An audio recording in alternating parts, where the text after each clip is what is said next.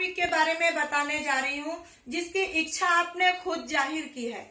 हम बहुत सारे वीडियोस बनाए, आपने उनको पसंद किया, लाइक किया और बहुत सारे कमेंट्स भी किए। उसमें एक कमेंट्स आया था कि मैम आप फेजेस ऑफ टीचिंग के बारे में बताइए, यानी शिक्षण की प्रक्रियाएं क्या, शिक्षण के चरण क्या है, उनकी अवस्थाएं क्या है। तो सबसे पहले आप लोग ये समझ लें कि शिक्षण के चरण या शिक्षण की अवस्थाओं को समझने के लिए सबसे पहले हमको ये इसके अर्थ को समझना होगा।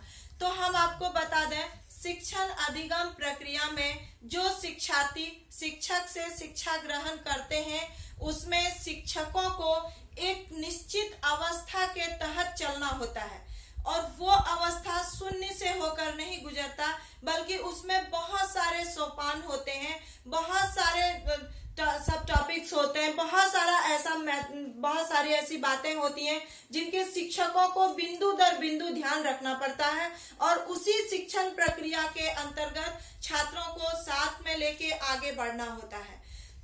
औपचारिक शिक्षा में शिक्षकों की भूमिका अहम होती है। वो अपनी भूमिका की अहमता को बनाए रखने के लिए, महत्ता को बनाए रखने के लिए इन शिक्षण चरण को, इन शिक्षण अवस्थाओं को साथ में लेके चलते हैं और फिर इसको अपने छात्र को सही रूप से शिक्षा देने के लिए इसको अपने ढंग से अपने कक्ष में लागू करते हैं। तो सबसे पहले हम आपको ये बता दें कि ये जो टीचिंग का जो ये फेज होता है इसमें बहुत सारे सब पॉइंट अभी हम आपको बताएंगे, लेकिन इसका सबसे जरूरी पहलू है कि जो शिक्षक होते हैं वो अपने छात्रों को अपने सोपानों के माध्यम से किस तरह से अपने विषय वस्तु का 100% ज्ञान करा पाए। तो इसके लिए जो शिक्षक होते हैं उनको बहुत सारी अवस्थाओं से गुजरना होता है और उसमें उस शिक्षक का जो औपचारिक शिक्षा कक्ष में छात्रों को देते हैं, छात्र भी उनकी सहायता करते हैं। तो सबसे पहले हम यहाँ आपके सामने बता दें कि इस प्रक्रिया में, इस शिक्षण चरण में जो औपचारिक शिक्षा के छात्र औपचारिक शिक्षा में होता है, इसमें सबसे पहले होता है कि जैसे ही शिक्षक औपचारिक शिक्षा बच्चे को देते हैं तो उसमें क्लासरूम में फर्स्ट होता है टीचर स्टूडेंट इंटरेक्शन, शिक्षक छात्र अंतःक्रिया। जो हम शिक्षक होने के नाते जब हम कक्ष में जाते हैं तो सबसे पहले जो छात्र होते हैं वो हमारे सामने हमारी बातों को समझने के लिए तैयार हों, वो एक दूसरे की बातों को समझने के लिए, सीखने के लिए, बोध करने के लिए वो तैयार हों। इस तरह से शिक्षक और छात्र के बीच में वो अंतःक्रिया होनी चाहिए जिससे कि शिक्षा का आदान प्रदान हो। सबसे पहला यहाँ पे हम लोग देखेंगे कि शिक्षक के अंतःक्रिया के लिए, शिक्षक अपने अंतःक्रिया प्रदान करने के लिए कौन कौन से स्टेप्स को फॉलो करते हैं, कौन कौन से सोपानों को लेके वो आगे बढ़ते हैं। तो दूसरा हमारा यहाँ पे है आवश्यक शिक्षण सामग्री। कक्ष में शिक्षक को छात्रों को सही शिक्षा देने के लिए, ताकि छात्र रुचिपूर्ण ढंग से समझ पाए, उसके लिए उनको शिक्षण सामग्री का भी प्रयोग करना पड़ता है। फिर उनको बाद में जाके जो वो बताने जा रहे हैं वो छात्रों को आत्मबोध कराते हैं। फिर उनका बाद में इवैल्यूएशन होता है, मूल्यांकन होता है, उनका मेजर होता है, मापन होता है।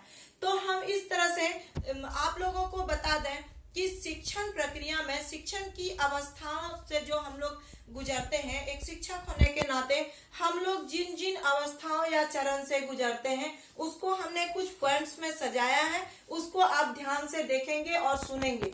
इसके साथ साथ इस टॉपिक के लिए हमको कम से कम 3 से 4 वीडियो बनाना होगा। आप धैर्य पूर्वक सभी वीडियो को ध्यान से देखेंगे और सभी बातों को, सूक्ष्म से सूक्ष्म बातों को समझेंगे तो आपका लास्ट तक कॉन्सेप्ट जरूर क्लियर हो जाएगा। यहाँ पे हम लोग सबसे पहले इस बातों को ध्यान देंगे कि इसके अर्थ को समझने के लिए हम लोगों को क्या क्या समझना होगा। तो सबसे पहले आप आगे आके यहाँ पे अपने पॉइंट्स पे ध्यान देंगे। जो 11 पॉइंट्स की हम यहाँ पे चर्चा करने जा रहे हैं, आप लोग इसको ध्यान से देखिए। सबसे फर्स्ट है हमारा टीचिंग प्लानिंग, शिक्षण नियोजन। शिक्षक जब औपचारिक शिक्षा कक्ष में छात्रों को प्रदान करने के लिए जाते हैं तो उनका सबसे पहला जो स्टेप होता है वो होता है टीचिंग प्लानिंग का। टीचिंग प्लानिंग यानी वो एक प्लान करते हैं कि हमको बच्चे को क्या पढ़ाना है, हमको बच्चे को क्या समझाना है। वो ऑब्जेक्टिव क्रिएट करते हैं, वो उद्देश्य बनाते हैं और उसी उद्देश्यों के माध्यम से उस उद्देश्य को पूरा करने के लिए उस प्लान के जरिए वो कक्ष में छात्रों को शिक्षण देते हैं और इस शिक्षण अधिगम प्रक्रिया को सफल बनाते हैं। आगे है हमारा टीचिंग ऑर्गेनाइजेशन, शिक्षण व्यवस्था। कक्ष में जब एक शिक्षक प्लान के साथ पहुंचते हैं और वो अपने उनका जो एम होता है, जो ऑब्जेक्टिव होता है, उनको फुलफिल करने के लिए वो इन शिक्षण व्यवस्था की प्रक्रिया को अपनाते हैं और वो सबसे पहले कक्ष में प्रवेश करने के साथ उनके दिमाग में ये होता है कि आज हमको जो प्लान किए हैं उसको हमको 100% छात्रों में लागू करना है, छात्रों को सिखाना है। तो सबसे पहले वो शिक्षण व्यवस्था करता है, यानी वहां पे उनको कितने सारे साधन सामग्रियों की आवश्यकता है, क्लासरूम का आकार, बच्चे कितने बच्चे बैठे हैं, उनका स्तर, उनका मानसिक स्तर, शारीरिक स्तर, बौद्धिक स्तर, उनके सभी स्तर को जानने के लिए। और कक्ष में यानी हम कह सकते हैं, इनको शॉर्ट शब्द में कह सकते हैं क्लासरूम मैनेजमेंट। यानी वो प्लान के साथ जैसे ही कक्षा में इन करते हैं, कक्षा में आते हैं, वो सबसे पहले क्लास मैनेजमेंट करते हैं। उसके बाद उनका तीसरा हो जाता है टीचिंग गाइडलाइन, शिक्षण मार्गदर्शन। कक्ष में प्रवेश करते ही शिक्षकों का ये कर्तव्य होता है कि वो क्लासरूम मैनेजमेंट के लिए बच्चे का मार्गदर्शन करें। यानी बच्चे को ये समझना चाहिए, बच्चे को मन में ये भावना उत्पन्न होना चाहिए कि शिक्षक जो पढ़ाने के लिए आए हैं, जिस टॉपिक को आज वो हमको बताएंगे, इसके लिए वो हमें सही मार्गदर्शन देंगे। और कक्ष में एक शिक्षक अपने प्लान को फुलफिल करने के लिए, उस शिक्षा व्यवस्था को सुचारू रूप से बनाने के लिए बच्चे को मार्गदर्शित करते हैं, बच्चे का मार्गदर्शन करते हैं कि वो किस तरह से उनकी बातों को समझ पाए। आगे है आपका टीचिंग कंट्रोलिंग, शिक्षण नियंत्रण। मार्गदर्शन तभी पूरा होगा जब बच्चे आपके नियंत्रण में हो, बच्चे को आप नियंत्रित कर पाए। यानी बच्चा, आप जो बच्चे को जो पढ़ा रहे हैं वो सुने, जो समझा रहे हैं वो समझे, जो दिखा रहे हैं उसको और ज्यादा समझने की कोशिश करें, आप जो बता रहे हैं उसको ध्यान दें, आप जो बच्चे को आप जो आगे समझाने वाले हैं उसका इंतजार करें। यानी पूरा टॉपिक को समझने के लिए बच्चे तत्पर रहें, बच्चे आपके साथ सहयोग करें। तो इस तरह से नियोजन, व्यवस्था, मार्गदर्शन और नियंत्रण के बाद हमारा आ जाता है टीचिंग मॉडल एंड थ्योरीज, शिक्षण प्रतिमान एवं सिद्धांत। कक्ष को जो औपचारिक कक्ष होता है, वहां पे बच्चे के रुचि को जागृत करने के लिए बच्चे को उस टॉपिक पे इंटरेस्ट हो जिसका प्लान आप एक शिक्षक होने के नाते किए हैं। क्योंकि शिक्षकों का कार्य आसान नहीं होता है, वो शून्य में नहीं जीते। औपचारिक कक्षा तो शिक्षकों के लिए एक चैलेंज होता है। तो इस तरह से शिक्षक जब वहां से कक्ष में आते हैं तो उनको अपने प्लान के साथ उनको प्रतिमान एवं सिद्धांत को भी लेके आना होता है कि बहुत सारी ऐसी बातें होती हैं जो बच्चे सुन के नहीं सीख पाते, तो उसको हम लोग मॉडल से, TLM के जरिए बच्चे को दिखा के हम लोग उसको सिखाते हैं, समझाते हैं, उसको समझाने की कोशिश करते हैं। आगे है हमारा teaching approach, device and techniques, शिक्षण उपागम, युक्तियां एवं प्रविधियां। तो छात्र, हम आप लोगों को कक्ष में भी बताते हैं, क्लासरूम में भी हमने इसकी चर्चा की है कि जो टीचर ट्रेनिंग जो होता है, शिक्षक प्रशिक्षण जो होता है, इसके 4 बेस होते हैं, इसके 4 नींव होते हैं। सबसे पहला होता है मेथड, सेकंड होता है टेक्निक, थर्ड होता है स्किल और फोर्थ आप खुद होते हैं। फोर्थ स्टूडेंट जो टीचर स्टूडेंट होते हैं वो खुद होते हैं। तो यहाँ पे जो शिक्षण युक्तियां हैं, जो हमारी प्रविधियां हैं, जो हमारा मेथड, जो हमारा टेक्निक, जो हमारा स्किल है, उसको हम लोग कितना फॉलो कर रहे हैं, उसको हम लोग कितना लागू कर रहे हैं। यानी औपचारिक शिक्षण अधिगम प्रक्रिया में एक शिक्षक को उस टेक्निक को यूज करना पड़ता है ताकि बच्चे उनकी बातों को उनके तरीके से समझ पाए। उस विधि का प्रयोग करना पड़ता है ताकि बच्चे ना चाहते हुए भी उस पे इंटरेस्ट ले। उस प्रविधियों का यूज करना पड़ता है ताकि बच्चे को इतना अच्छा लगे उनकी बातों को सुनने में, उनके टॉपिक को समझने में, कि वो बहुत अच्छे ढंग से उनका सपोर्ट करे और उनकी बातों को सुने। आगे है हमारा इनोवेशन इन टीचिंग। शिक्षण में नवीन धारणाएं। आए दिन हमारे समाज में शिक्षा की जो व्यवस्था है, एजुकेशन सिस्टम जो है वो बदल रहा है। बहुत तरह की नई नई व्यवस्थाएं सरकार ने लागू की है। हम देख रहे हैं कि अभी स्कूलों की भरमार हो रही है हमारे शहरों में, हमारे देश में, हमारे समाज में। तो इस तरह से हमको क्या बदलाव करना है, इस चीज को भी एक शिक्षक होने के नाते आपको ध्यान रखना होता है कि हमको क्या बदलाव करना है। हम शिक्षा व्यवस्था में क्या क्या नवीन धारणाएं को लेके आ सकते हैं। तो ये भी जिम्मेदारी शिक्षकों की होती है। शिक्षकों की जिम्मेदारी, स्टूडेंट आप यहाँ ध्यान देंगे, शिक्षकों की जिम्मेदारी की कोई सीमा नहीं है। दिन ब दिन उनके लिए और चैलेंज बढ़ते जा रहा है। इन शिक्षण चरण में के अलावे भी हमको बहुत सारी ऐसी बातों को ध्यान रखना पड़ता है जिसमें हम बच्चे को सही शिक्षा देने के लिए अपनाते हैं।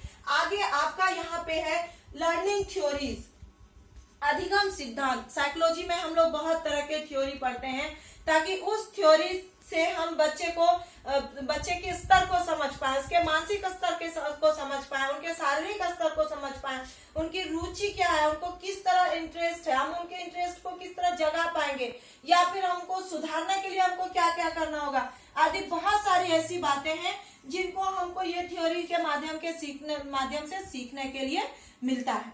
आगे है हमारा process of teaching from memory level to thinking level, स्मृति स्तर से चिंतन स्तर तक शिक्षण प्रक्रिया।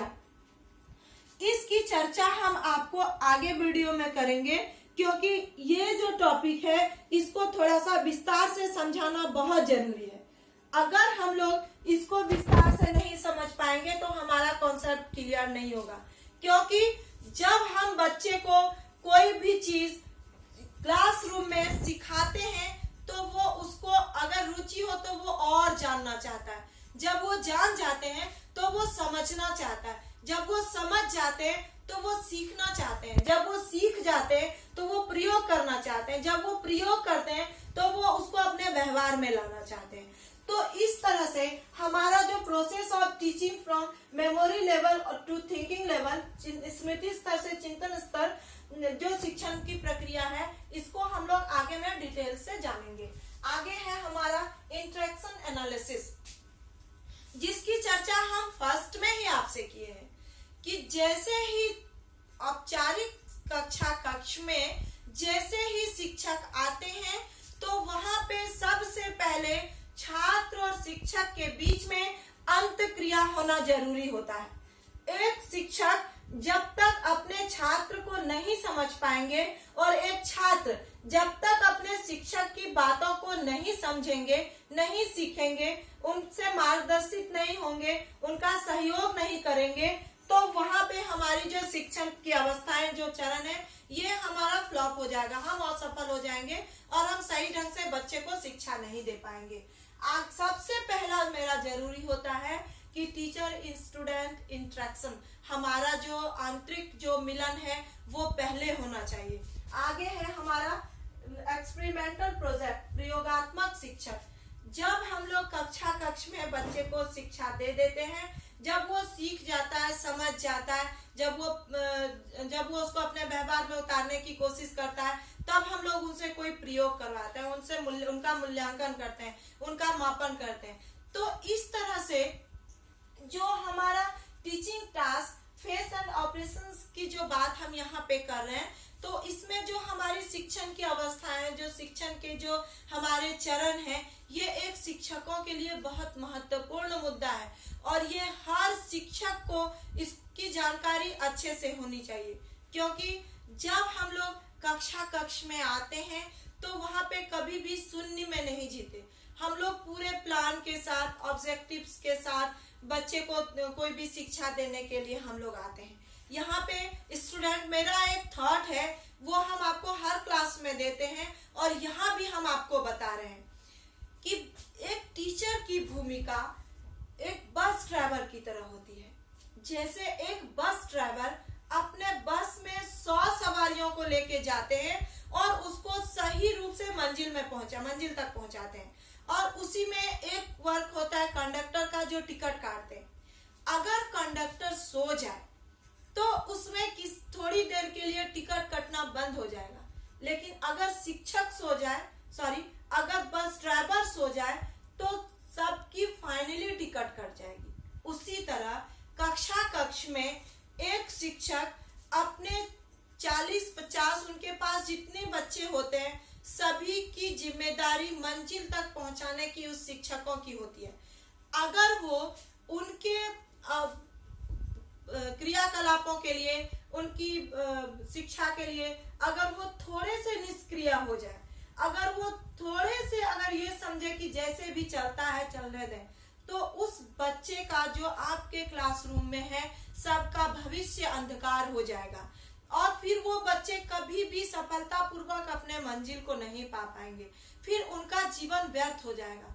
आप एक शिक्षक होने के नाते सिर्फ बच्चे को पढ़ाते ही नहीं है, उनके भविष्य को भी संवारते हैं। और जब आप अपने शिक्षण के चरण को अपनाते हुए कक्ष में क्लास नहीं लेते हैं, शिक्षण की अवस्थाओं से नहीं गुजरते हैं और बच्चे को सही शिक्षा नहीं देते हैं, तो सिर्फ आप उसका टाइम नहीं, उसका फ्यूचर भी बर्बाद करते हैं।